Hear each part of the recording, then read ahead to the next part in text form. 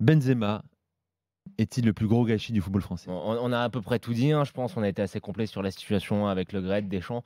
J'aimerais juste qu'on s'écarte un petit peu de ça et juste voir un petit peu par rapport au terrain.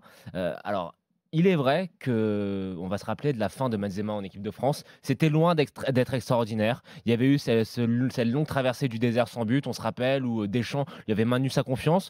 Tout le monde était Pas, d'accord pour dire que Benzema était mauvais. pas la même équipe qu'aujourd'hui. Hein. Exactement, mais Oui, t'as tout raison, le monde ouais, était t'as d'accord raison. pour dire que Pas la même Benzema équipe. était pas bon, qu'il était bon au Real Madrid, mais qu'il n'arrive pas à reproduire les mêmes performances en équipe de France. On attendait de lui qu'il justement, il soit le taulier, il soit le leader de cette équipe. Et force était de constater qu'à l'époque, c'était pas le cas.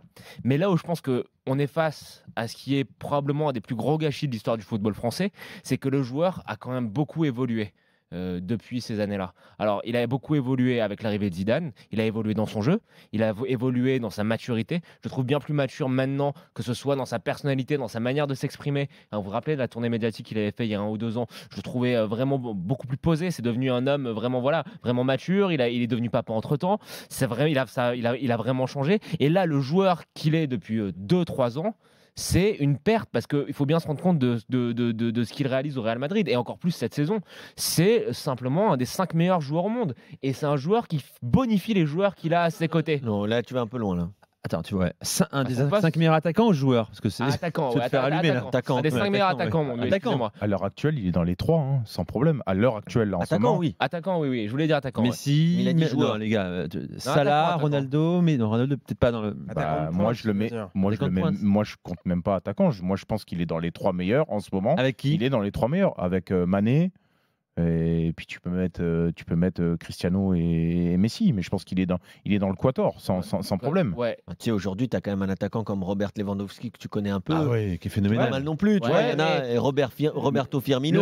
De toute manière, on est d'accord pour dire que c'est l'élite en ce moment. Oui, c'est l'élite. C'est un joueur d'élite. Non, mais juste pour Vas-y, terminer fais, là-dessus, j'en avais donc- tranché. Donc c'est l'élite, donc c'est quand même une grosse perte. Et surtout, moi, ce que je trouve dommageable pour l'équipe de France, c'est que c'est un joueur qui bonifie ses coéquipiers, qui fluidifie les schémas offensifs. C'est un joueur qui est intelligent, c'est un joueur qui est fin, c'est un joueur qui est collectif, qui va pas forcément vouloir briller par la stat, par les buts. Il a dit lui-même, il prend autant de plaisir à faire des passes décisives. Et je pense que, outre le fait qu'il soit extrêmement talentueux, c'est le genre de joueur qui manque totalement à l'équipe de France en ce moment, où tu vois certains, à l'image de Mbappé ou de Coman, qui ont tendance à un petit peu regarder les pieds, à vouloir jouer avec leur propre ballon. D'avoir un mec comme ça, qui a l'expérience, le palmarès, la légitimité dans le vestiaire, le vécu qu'il a en club, de pas l'avoir en équipe de France à l'heure actuelle, c'est vraiment dommage. Alors, on va me dire que oui, bah, tu as gagné la Coupe du Monde sans lui. Oui, c'est vrai, tu as gagné la Coupe du Monde sans lui.